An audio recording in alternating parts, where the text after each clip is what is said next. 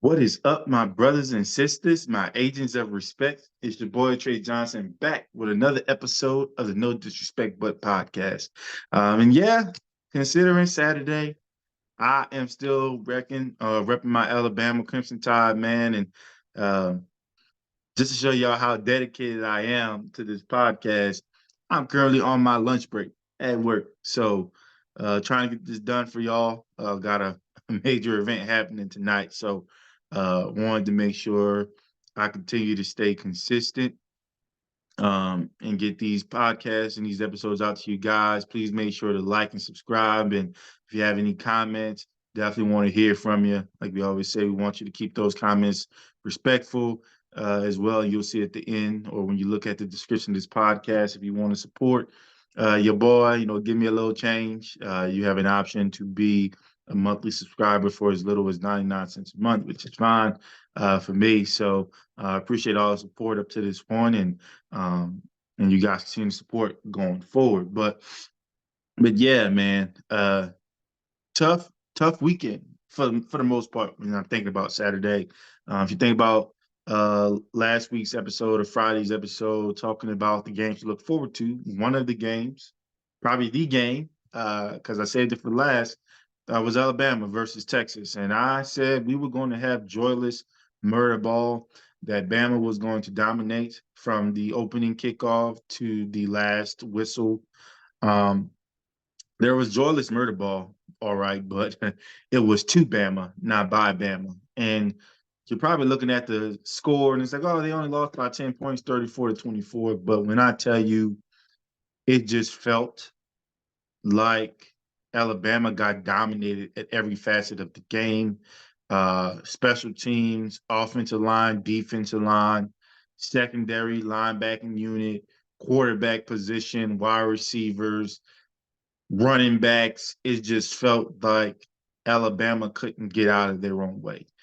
And in talking about, obviously after the game and the players usually have their presser after the game, but also a couple days after they talk to the media as well. And left guard Tyler Booker, who had some struggles in his own right. They asked him how he felt, and he said, "Hey, like the team, we're pretty pissed off, and but we have a chance. Only two teams finished undefeated national championships at Alabama, and so all the goals are there." And he went on later to say in the interview, and this is kind of going to open up the point for today's episode of they've kind of gone around comparing themselves, and I'm talking about the current team. They've gone around comparing themselves to players of the past, teams of the past. And he was saying, we still plan on, keeping that Alabama standard is different. We're a different generation and things like that, which I personally feel like is a cop out. I think at one point in time we've all been the different generation, right? And you've navigated through that, and so um, I don't think there's like what are you dealing with that other generations didn't deal with? Mental health.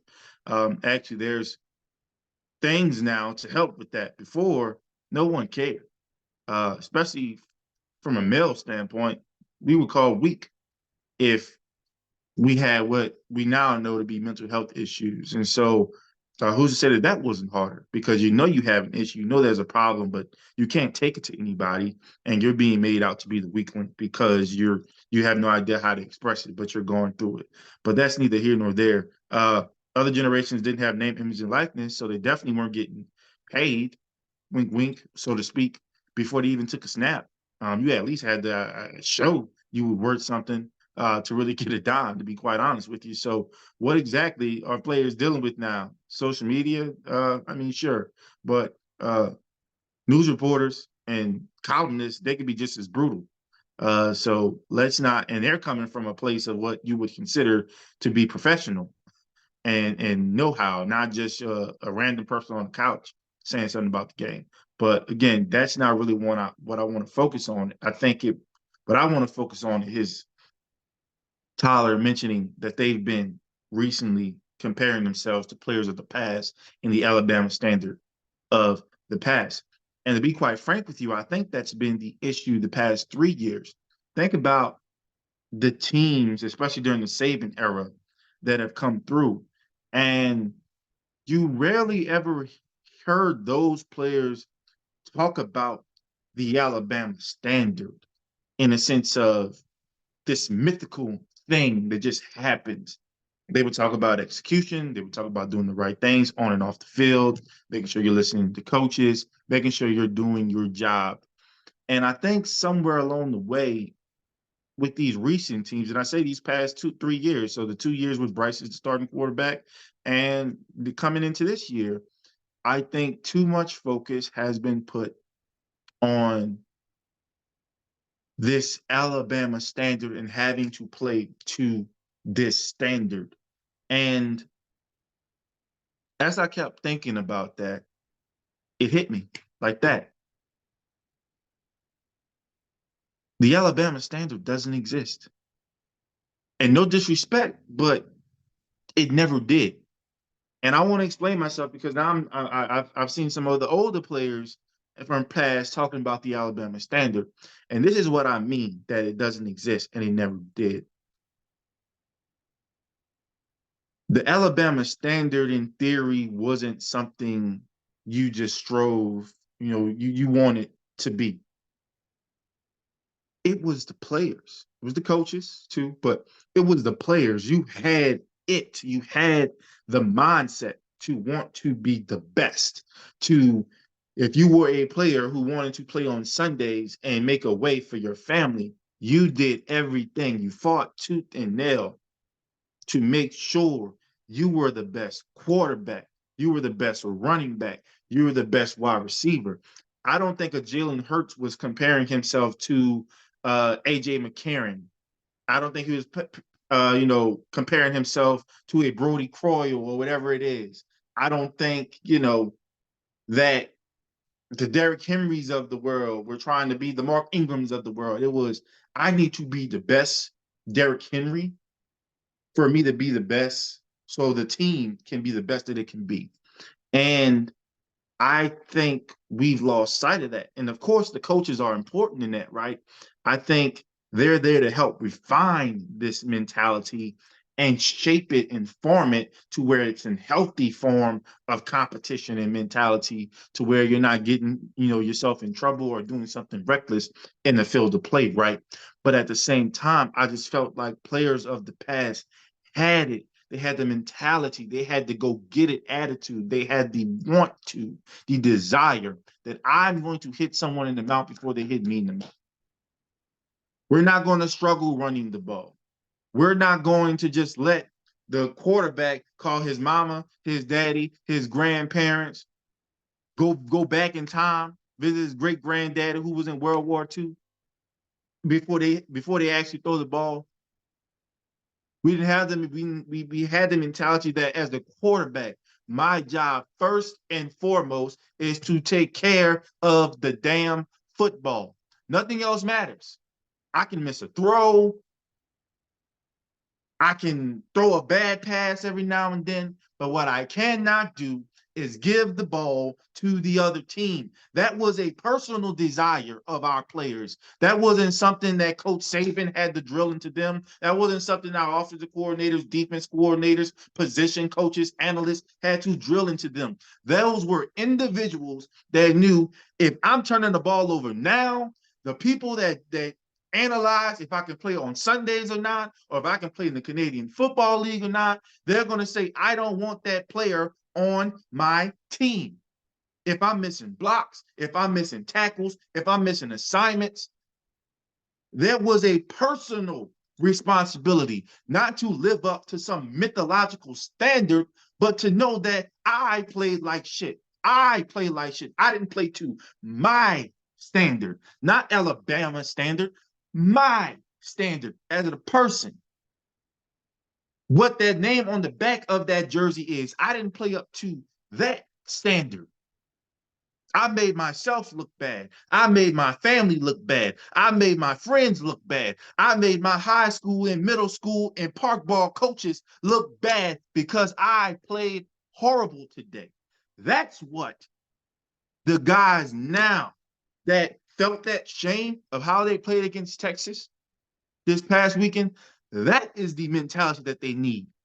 Not to play to that standard, that myth of an Alabama standard. You can be built by Bama, but guess what? You got to be worthy to be built. You got to already have it in you. So looking at that game, I just felt like, what are we doing? And I mean, again, it's been 3 years of the same thing. Football, guess what? It's a game. You're going to win some, you're going to lose some, right? I think what matters, right, is that you want to know you've done enough good plays to give you a chance to win, and that you have eliminated as many bad plays as possible, right? Doing your job, executing, even if like think about it. What Coach Saban has said time in and time out, he's never talked about this standard of the program. He's talked about guys being able to execute and do what they're asked to do. It's as simple as that. That's going to be the same thing expected of you at the University of Alabama, at LSU, at Texas A&M, Ohio State, Michigan, so on and so forth. Every program from the highest of the Power Fives to Division III, JUCO level, they're going to expect that from the players and the coaches on the team. So again, when I was looking and seeing pre-snap penalties at home, penalties taking away points, seeing a bad read by quarterbacks and just thrown into double coverages, when I'm seeing defensive backs continuously coming up into coverage and then allowing big play after big play after big play after big play after big play. What is going on here? No pressure on the quarterback. And guess what? Even with no pressure on the quarterback rushing forward, not once did our defensive coordinator say, you know what? I might just want to blitz the guy one time. Let's see if it works. Let's see if it works. If it doesn't work and we get beat deep, we're already getting fucking beat deep, right? Where are the adjustments? So again, the kids in the program, they're not playing to the best of their ability because they're trying to chase something that truly doesn't exist. Instead of trying to chase something in the past, just be the best you. You missed a block, son. You did a false start. You held. You missed your assignment. Just fix that. Just fix that. Everything else, what's been done before you, what's going to be done after you, what's your career going to look like, that doesn't matter. What matters is the here and now, getting the things right. And then the coaches aren't doing a good enough job leading. Because I think outside of Coach Saban, I think they're chasing an Alabama standard. I think they feel that, oh, this is this thing that we need to try to obtain, and we have to coach this way, we have to do these things, and oh, well, no need for adjustments because it's just our way, and we are Alabama, and we're just going to do the same thing and same thing and same thing, and it'll work. That doesn't work like that. That is actually the definition of insanity. Doing the same thing over and over again and expecting different results. You are insane. And unfortunately, you're insane, and then you are getting paid to lead young men. So from top to bottom, we are chasing a myth, we are chasing a dream, we are chasing something that never existed. I think our players in the past, I think they just wanted to be the best version of themselves and do the things the right way. I think the coaches who were leaders, I think they wanted to get things right. I think they wanted to get their game plan right. They wanted to get their adjustments right. They wanted to get their communication right because at the end of the day, guess what? They wanted to prepare themselves for when an athletic director is looking for a new head coach.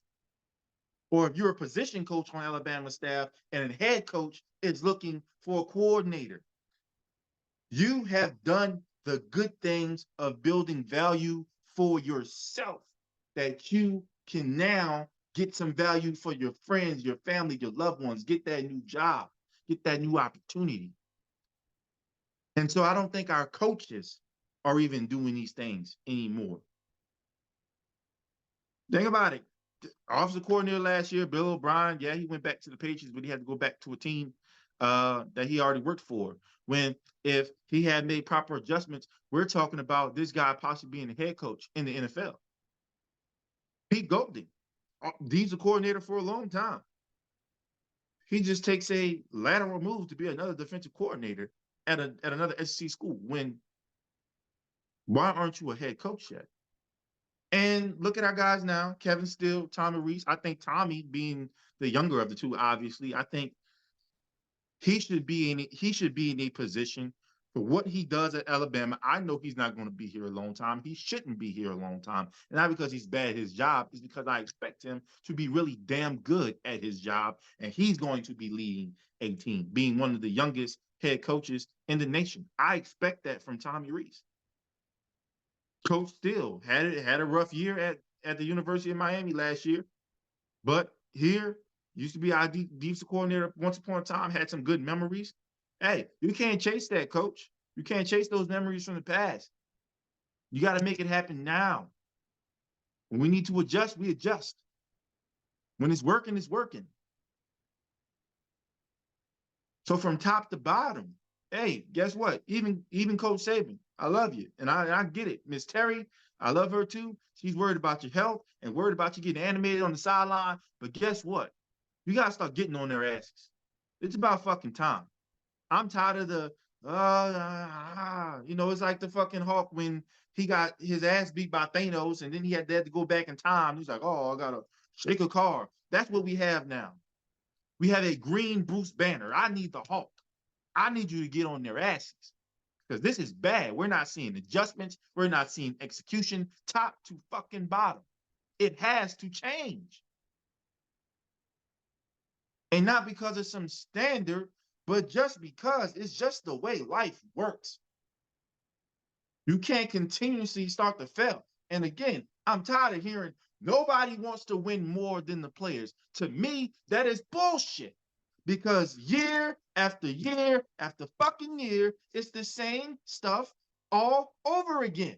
It's the penalties. It's the inability to block. It's the inability to get a decent pass rush. When we do get a pass rush, there's fucking miscommunication in the back end. There's putting safeties on the fastest guys on the opposing team.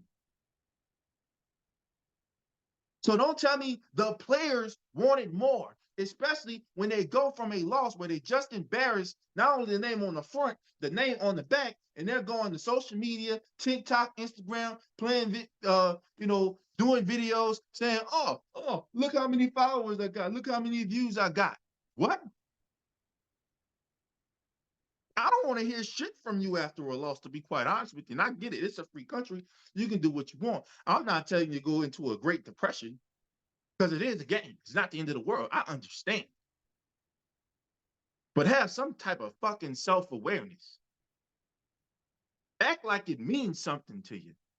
Because I hear Coach telling us that it means something to you. But guess what? He probably ain't been on social media since ever. So he truly doesn't know. Y'all showing him one thing, and then you're showing the world the rest. And the world's gonna see a lot more than what he sees in that building in the allotted time he has with you. So I'm tired of hearing that. Been hearing that 3 years in a row. Oh, nobody wants it more than the players. Show me. Show me. Because we don't have the guys. So we have the talent. We don't have the guys with the mindset. That's what I've seen 3 years in a row.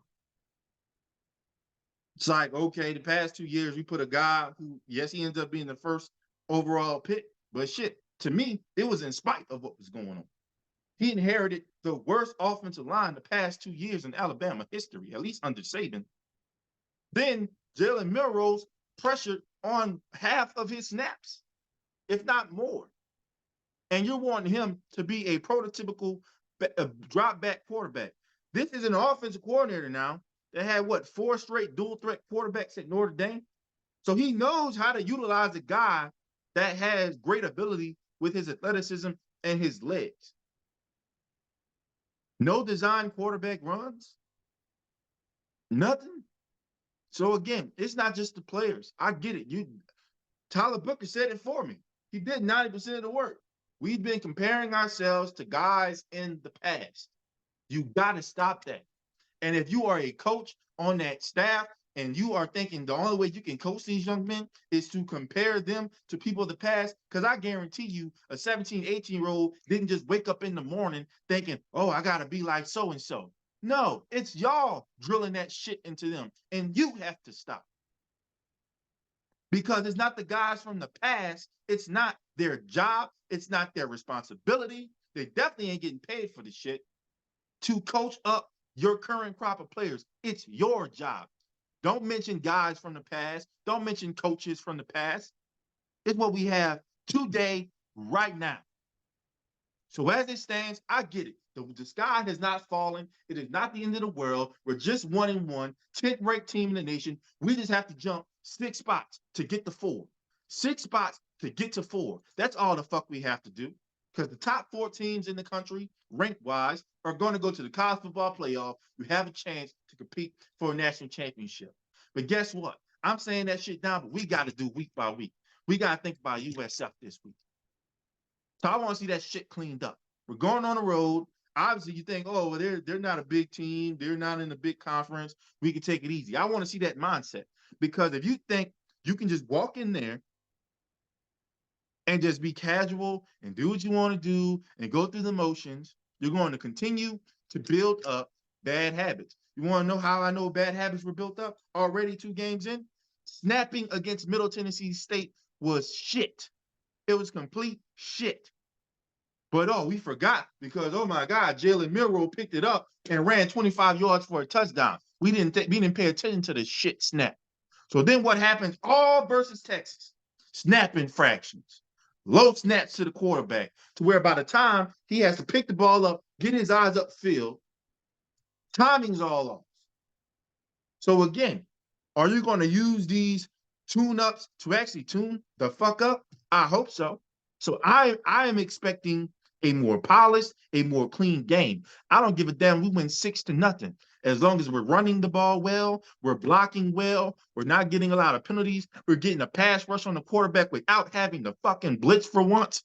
Our linebackers know how to play gap discipline, not coming up every time there's a fake run. Texas didn't even run the ball on us like that for us to come up every time. Caleb Downs, I want to see you bounce back because they were picking on you last week, son. They were picking on you. They wanted to make you come up every time, and where's what you did? You were blocked. I don't give a fuck that he's a true freshman. I don't care. You're playing the games. You're playing the games. Terrion Arnold, you're playing the games. You got to help. Your best plays on the game can be, well, I only took a 15-yard penalty rather than give up a touchdown. That can't be what it is. Let all naysayers know that's what you say. Well, they had a lot to talk about. They had a lot to talk about. Jalen Milroe. Can we get the read 2? Can we get the read 3? Now I know that's not all on you. That's on the offensive line too. But guess what? Can we not stare down? Can we not stare down the receivers and say, okay, I stared them down, let me throw it? Can we release the ball with anticipation instead of having to see the guy open, throw the guy open? Jace, Rodell, guess what? Every carry doesn't have to be a home run touchdown. Okay? Every carry doesn't have to be a home run touchdown. I want to see those things. I want to see versus USF. Hopefully, we show some positive signs.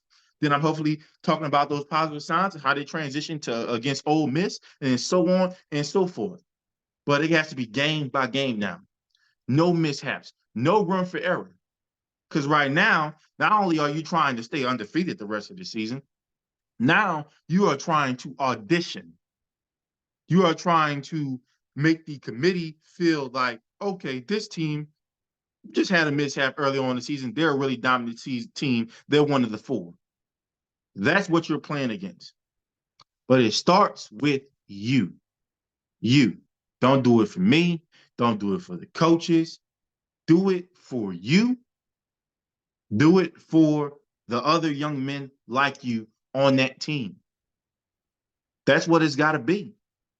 That's what it's got to be. Regardless of how this season ends, you have to focus on being the best you. Being what is your standard? I don't want to talk about Alabama's standard anymore. What is your standard for greatness? If you can find that, if y'all young men can find that, your own personal standard for greatness, I swear to you, it will come together through the teamwork and the camaraderie.